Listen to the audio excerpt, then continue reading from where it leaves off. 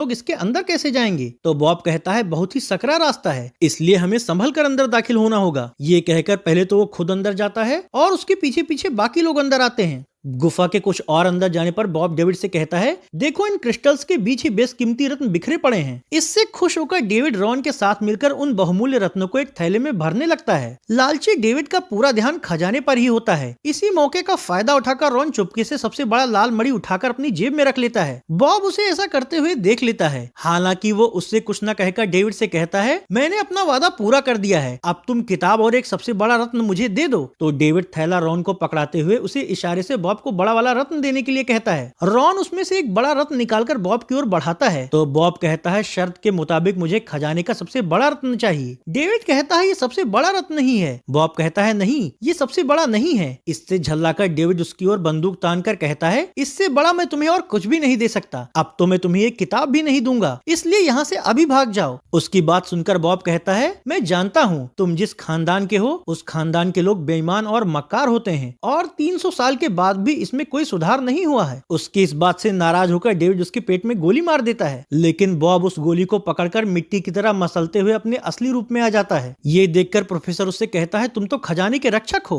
Bob कहता है, हाँ, और मेरा काम है खजाने और जंगल को लूटने वालों को सजा देना। ये कहकर वो प्रोफेसर से किताब ले लेता है और फिर डेविड को कौवे में बदल देता है। इसके बाद वो रॉन से कहता है, तुमने भी एक रत्न अपनी जेब में रखा हुआ है, तो तुम्हारी सजा ये है कि तुम इसी गुफा में कैद रहो, ताकि तुम्हें समझ आ सके कि धन हर जगह काम नहीं आ सकता। फिर रक्षक उसे वहीं छोड़कर प्रोफेसर को गुफा से बाहर पहुंचा देता है।